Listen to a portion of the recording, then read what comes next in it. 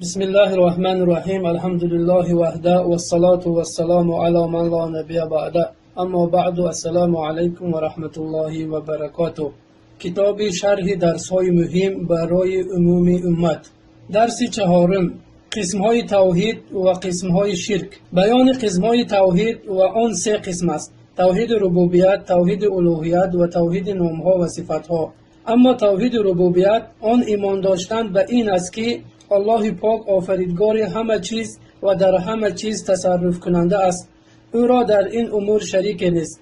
و اما توحید الوهیت آن ایمان داشتن به این است که الله پاک معبود برحق است، او را این شریک نیست و آن معنای لا اله الا الله است. پس همانا معنای آن این است: معبود برحق جز الله نیست. پس همه عبادت ها از نماز، روزه و غیر این را واجب می شود که خالص برای الله یگانه انجام داده شود و صرف کردن چیزی از آن برای غیر الله جایز نمی باشد. و اما توحید نامها و صفاتها آن ایمان داشتن به همه نامها و صفاتهای الله که در قرآن کریم یا در حدیث های صحیح آمده است می باشد و اثبات آنها برای الله یگانه بر وجهی که لایق او سبحانه است، به تغییر، به بکار کردن، به چگونگی و به مانند کردن از روی عمل کردن به فرموده الله سبحانه و تعالی که میگوید: بگو او الله یگانه است، الله است که به نیاز است، نه زاد و زاده نشده و برای او یگان کس برابر نیست. و فرموده او تعالی که فرمود: مانند او کسی نیست و او شنوا و بیناست. و بعضی عالمان آن را با دو قسم تقسیم کردند و توحید نامها و صفاتها را در ضمن توحید ربوبیت داخل کردند و در این امر مناقشه نیست، زیرا مقصد در هر دو تقسیم واضح می باشد. و احکام شرک سه تا است: شرک اکبر، شرک اصغر و شرک خفی.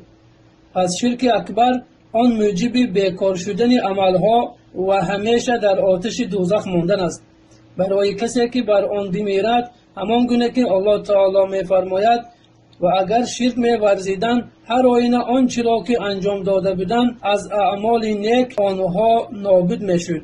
سوره انعام آیت 88.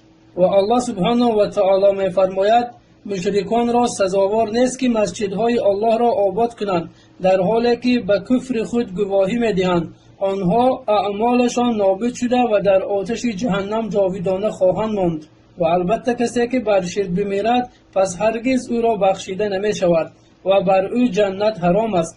همچنانه که الله سبحانه و تعالی می فرماید: البته الله مغفرت نمی کند که بر او شرک آورده شود و بجز این شرک برای کسی بخواهد مغفرت می کند. و الله سبحانه و تعالی می فرماید: همانا هر کس به الله شرک آورد، الله جنت را بر او حرام کرده است و جایگاه او دوزخ است و ظالمان را یاری دهنده نیست. و از نوهای آن مردگان و بتان را به دعا مراجعت کردن و به آنها فریاد رسی کردن و برای آنها نذر و مال کشتن و همانند این می باشد. اما شرک اصغر آن است که در نصهای قرآن یا سنت آن را شرک نامیده شده است، ولیکن آن از شرک اکبر به شمار نمی رود، مانند ریاکاری، خودنمایی در بعض عملها و به جز الله سوگند خوردن و گفتن که آن چیزی را که الله و فلانی بخواهد و مانند این.